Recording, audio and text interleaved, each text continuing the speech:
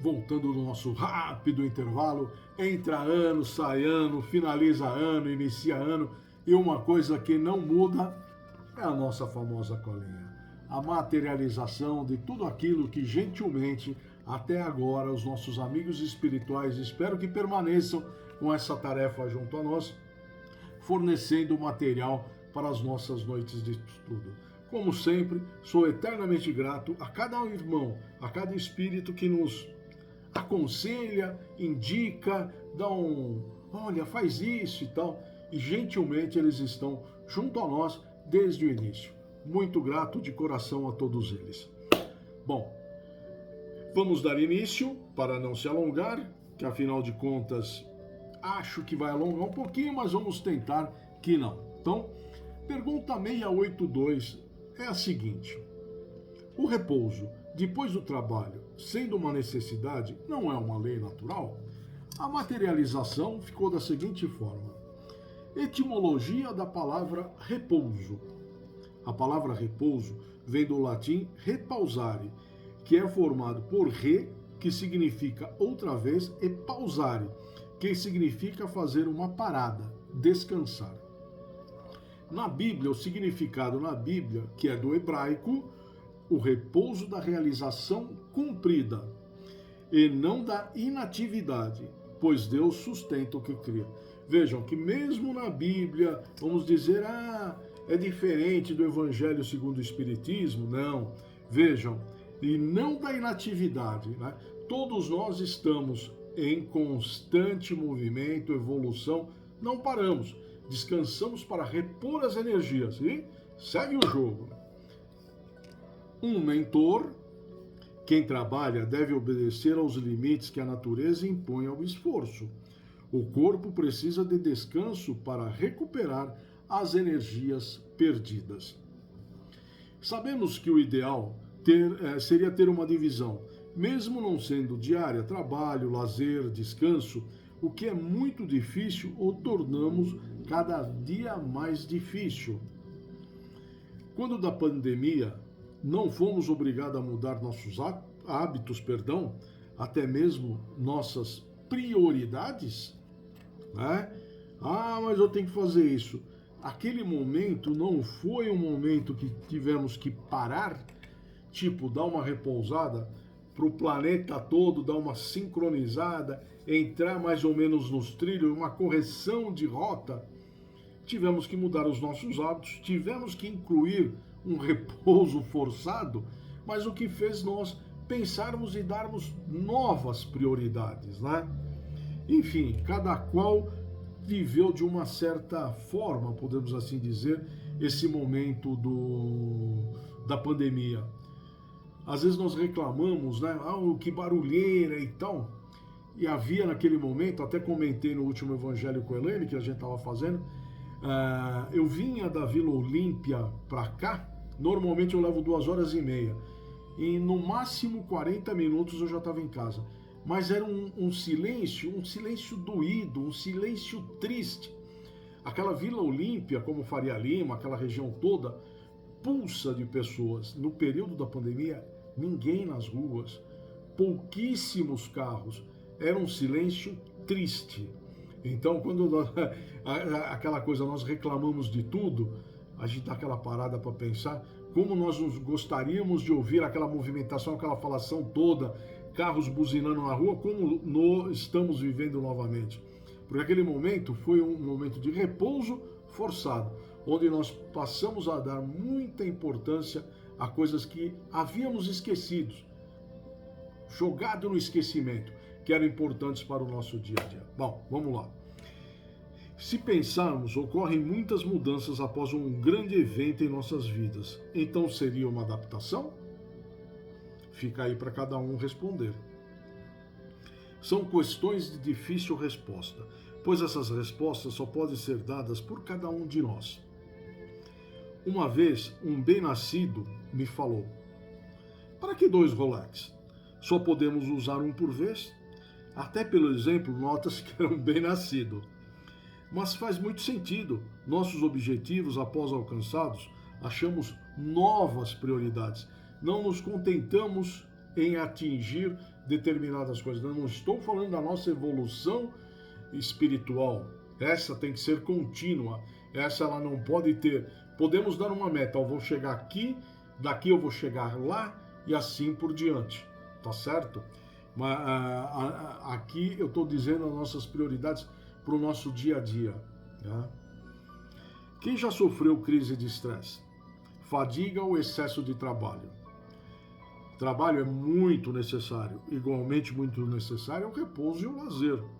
A falta de ambos, ou no mínimo de um deles, trará problemas de saúde e inevitavelmente seremos obrigados a parar. E seremos cobrados por mau uso de equipamento. Qual equipamento? Questo corpo, né? Que Deus nos empresta. Para que o nosso espírito possa habitar e sair andando para ir para o trabalho, também para o repouso e também para o lazer. Eu falo isso e coloquei isso porque eu já tive uma crise de estresse e fadiga. É impressionante, você é obrigado a dar uma relaxada, parada. Senão parece que a sua mente vai explodir, vai estourar. Aí você dá aquela relaxada.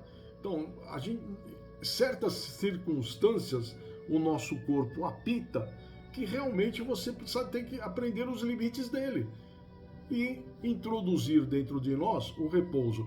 Havia um italiano que falava o ócio produtivo. E muitas vezes, nesse repouso, nesse descanso, é a hora que nós encontramos as respostas para muitas de nossas perguntas, muitas de nossas dúvidas e muitos dos nossos problemas. Miramês, a filosofia do trabalho é divina, a do lazer é grandioso e a do descanso pelo sono é uma necessidade, para que as criaturas possam ter mais alegria e esperança de viver. A sociedade atual, com as suas sofisticações, por vezes se esquece do mandamento que veio da época de Moisés, do dever dos filhos para com os pais e desses para com os filhos. Muitas famílias esquecem os seus esteios familiares, às vezes colocando à distância, para ficarem livres do que eles acham ser aborrecimento, esquecendo o dever firmado na consciência. Notem que ele chama atenção aqui a obrigação dos filhos para os pais e destes para com os filhos, né? Que é recíproco. Enquanto os nossos filhos eles não têm condições, não têm a própria natureza impõe limites, né? Pela idade, os aprendizados, essas coisas todas, eles estão sob nossa tutela. E vai chegar um período que nós vamos ficar sob a tutela destes, né? Então é bom, não vamos reclamar, meu filho não cuida de mim, você cuidou dele também? Ação e reação. Ele vai refletir aquilo que ele aprendeu, aquilo que foi ensinado por nós. Se nós os esquecemos e tal, a tendência deles nos esquecerem é grande. Salvo espíritos evoluídos que olham para os pais e para os filhos, um de nós dois erramos. Segue o jogo. Achei muito interessante, como sempre, as palavras de Miramês, quando falamos das obrigações dos pais com os filhos e vice-versa. Sempre pensamos ao lado material do sustento, mas além disso, temos que pôr um tempo de atenção, um café para um bate-papo, uma brincadeira, os momentos de distração.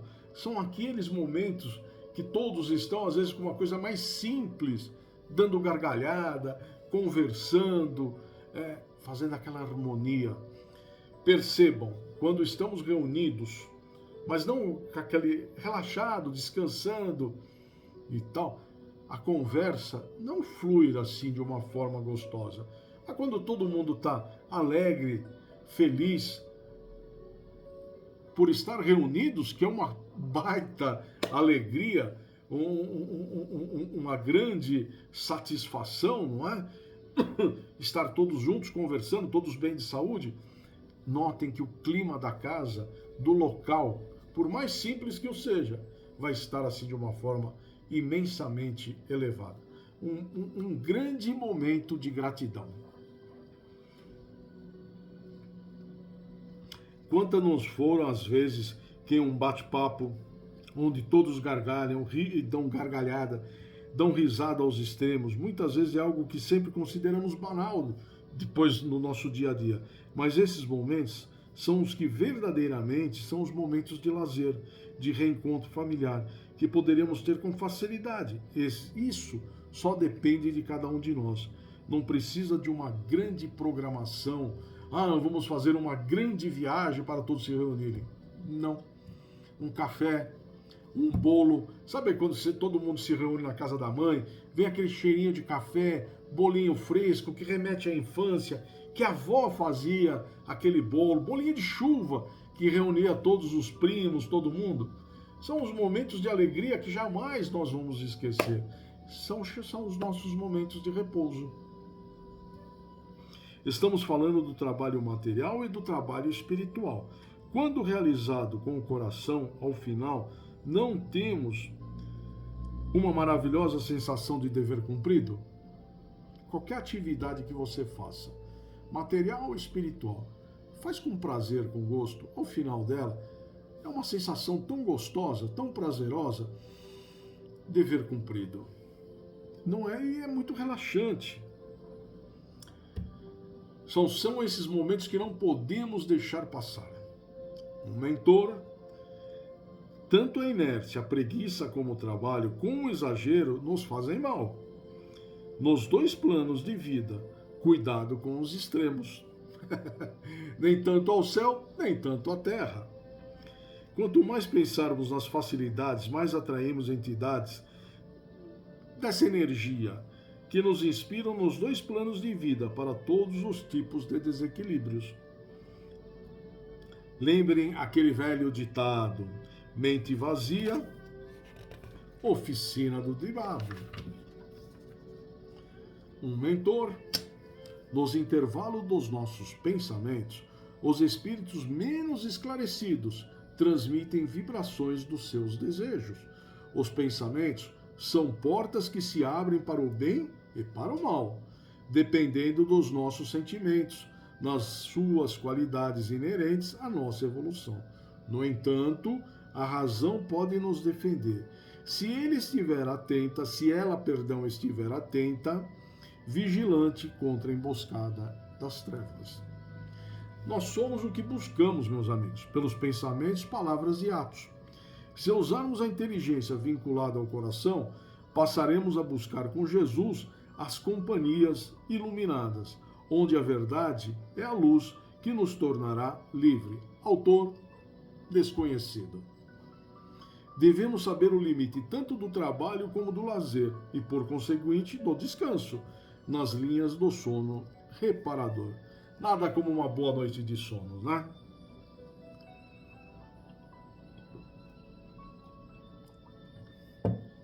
Essa hora dá uma sede, porque até chegar a esse ponto, já errei bastante.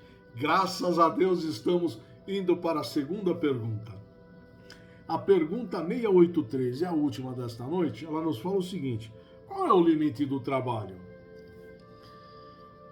Em estudos anteriores, trouxemos a etimologia da palavra trabalho. Desta vez, um pouco mais completa, nós vamos usá-la.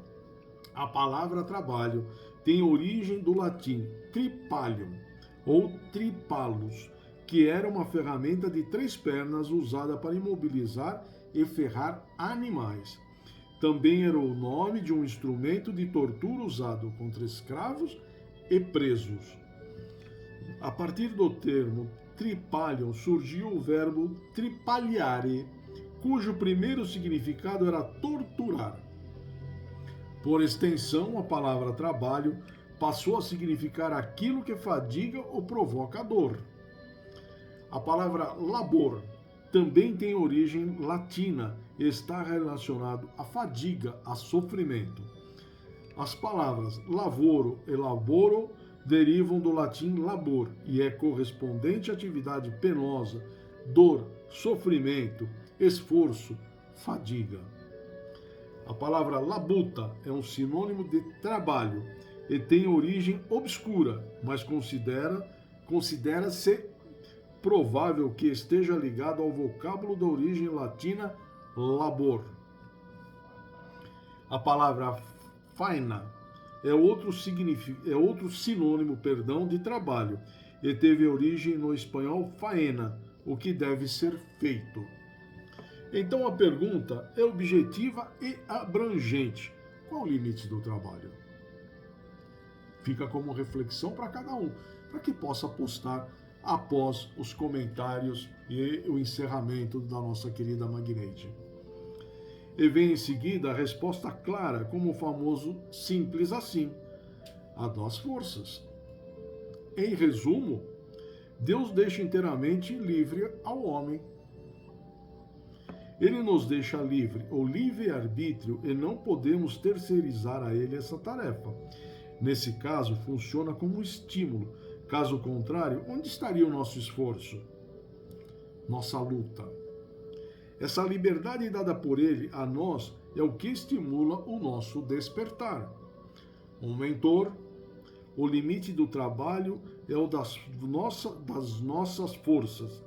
Aqui e além, mas temos liberdade de trabalhar mais ou menos, pois cada um é que sabe o seu limite. No entanto, não podemos ficar sem operar o que fomos chamados a fazer. Miramês, até as crianças trabalham. Um sorriso para os seus pais opera maravilhas. Isso não é um trabalho? Um velho cujas forças se desgastaram ao correr dos anos pode laborar na sua área, fazendo o que suportar fazer, ainda mais onde mora, apegando-se à compensação, pois todo lar precisa de mais um pouco de harmonia. A velhice está cheia de experiências que podem ser repartidas. Perdão. Voltando, a velhice está cheia de experiências que podem ser repartidas com os demais da família. A um idoso bom, amoroso e justo, há sempre um lugar para ele ficar, e recebe em troca o carinho de todos que convivem com ele no lar. Muito bonito, né? Sabedoria ímpar de Miramês. Se Deus deixa Opa, voltando. Estava demorando para um escorregão no português.